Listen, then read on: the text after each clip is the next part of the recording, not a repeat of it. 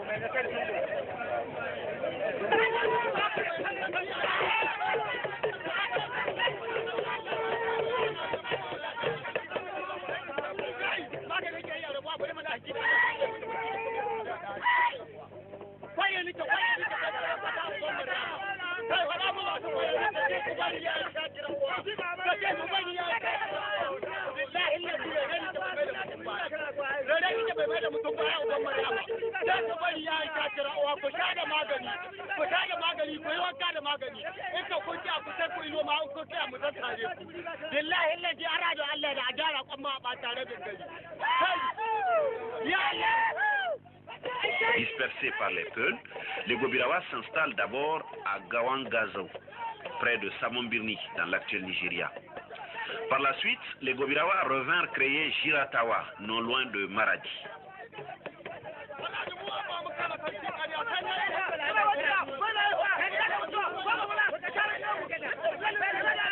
Tibiri, qui est actuellement le siège du chef de province du Gobir, fut créé par le roi Mayachi. 68 ans après sa naissance, Tibiri verra sa population se disperser sous la pression coloniale. Certains iront dans la région de Madawa et Koni, d'autres dans celle de Keita. Les Gobirawa ne regagneront Tibiri qu'après la paix conclue entre eux et les troupes françaises. Ancien fonctionnaire de l'État, ancien parlementaire, Agada Gogo règne depuis 25 ans sur le Gobir. Lui est un descendant de Yakubawa. Très ouvert, ce souverain sait concilier le pouvoir qu'il exerce sur le plan traditionnel et celui que lui a légué l'administration.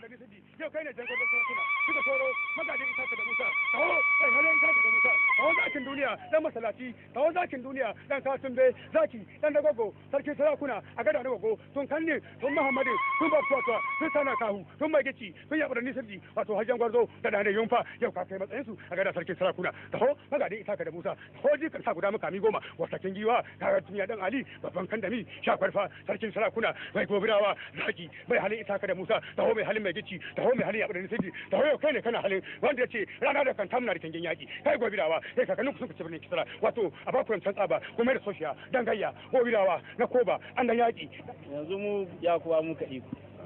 lokacin mu ne amma gida kuɗi ne talauta gobe da kai yakuba da kai jangwazawa da kai na fatawa da kai gwamkawa amma wasu ɗaya ubansu to ka zan wanda Allah ya riga ba ya ci gaba da aiki shi kenan shi a gani amma waɗanda suna da hanya ko gobe sarauta gobe ta tsaya sai su zo su yi kandida ko a ɗauke su dan koyar da muna son tambaya kaka an kai ku an kanada ku sarki ni wanda an kai an kanada ni da an ka ce sarki labo da gawar ta mai yara su kandida wajen 40 an kai an ka zo an ka cinci an ka samu 16 sun kai saura su ko sarauta ga tamu tara gobir kai tun tara ne waɗannan kwada ga sunan tara ganin su to mutum dan tara da lokacin nan biyu su rasu ba sake su ba sauran mutum 7 da an ka zaɓe ni mutum 6 ya ɗauki yaron sarki marigayi mutum guda ya ɗauki kaji wadda an ka yi samun sarauta gobe littafin nan na hannunku menene ne wanga tarihin gobir ne wanda an ka aiko mutum da can gubin abu ne da mun ka baro da kwai dangi mu can sun ka ce su baya musu unhwani can amma dalilin ɗan gara suna ya kai ko ina alheri shi ya kai ko ina sai ga sun aiko da shi ka dalilin wanga tarihi ya zo ga hannun tun ba takarda an kai shi ka san tsohon abu ne ko to da ka ga abu ba a rubuta ba cikin takarda ba ai ka san wani babban abu ne ya na wannan ba na takarda ba ne ba takarda ba fata ce ko to mu dai wurin mu sai mu ce fata ko wani abun da ko fata ko wani tuwal sire to kaji dalilin shi wannan to shi ko wanga abin da ni rage ciki mai tiyar da tahirihin malam dan akar dan bagwani bai lahiya mun so zo ya cika wannan magana da yawa ni ina gudun in kuskure ba in so in kuskure saboda in kuskure tahiya za a yi dan haka ba ni sakin baki na in ta dumi da yawa amma dai wanda dan sani na ga muku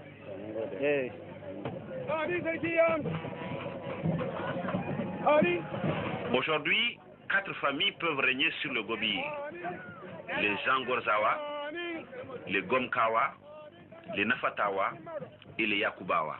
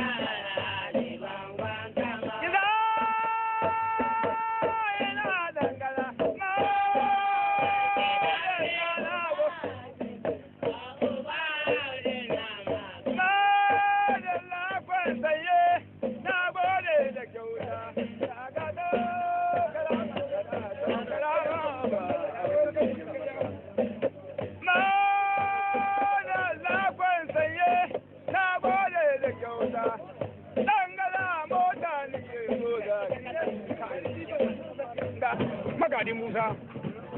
zaki magadin mai gici, mai halin mawaƙi da Ali, talala mai kama sake magadin yunfa.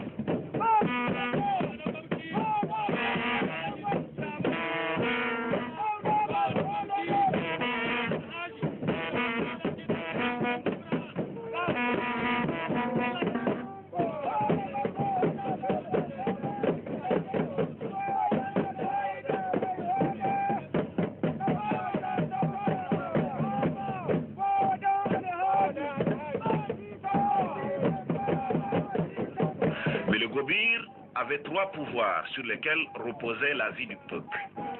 Le chef du Gobir représentant le pouvoir temporel, le gardien des objets représentant le pouvoir, la puissance du Gobir,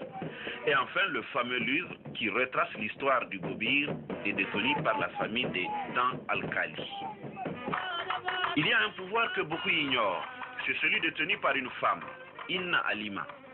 Cette dame a un pouvoir aussi étendu que celui du chef de province. C'est elle qui commande les femmes et tous les esprits. C'est la gardienne des traditions du Gobir. Elle est élue.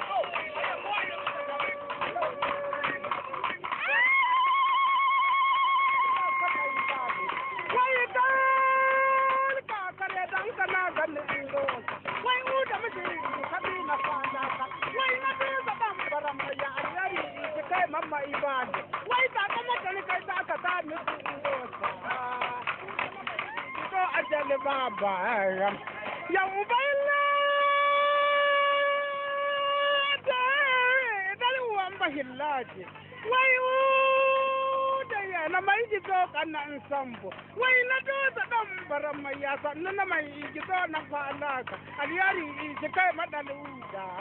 uda mijin hara bahillata uda mijin hajo da falaka yau bayilla da na do ta dan baran moya wai na do ta dan na do sama ibadu wai ko da yam sun dauka ni ba zuwa rumce